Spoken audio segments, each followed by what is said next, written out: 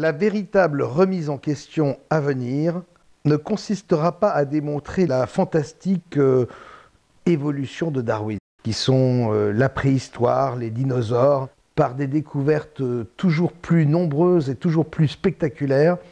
Bref, non, la vraie remise en question, nous en parlerons le moment venu.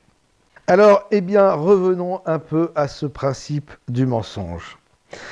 Un premier mensonge, les mensonges, en fait, vont s'accumuler les uns derrière les autres, couche par couche. C'est strictement pas possible, et puis ce serait même totalement illogique.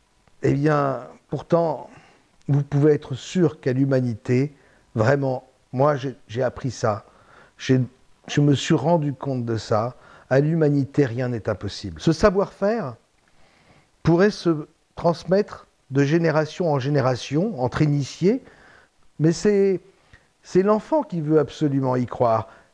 Allons-nous continuer de nous comporter comme des enfants?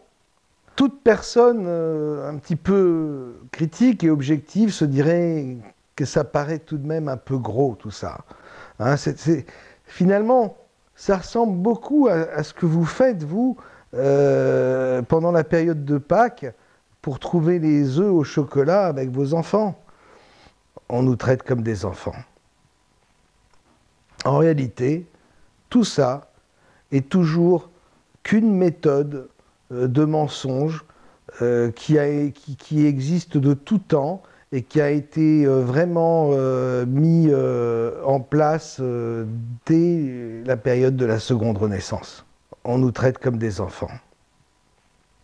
Cela explique d'ailleurs pourquoi le langage des oiseaux nous révèle ou nous détourner d'une vérité encore plus folle, encore plus fantastique, que nous sommes non seulement enfermés dans l'espace, mais aussi dans le temps, dans une boucle spatio-temporelle.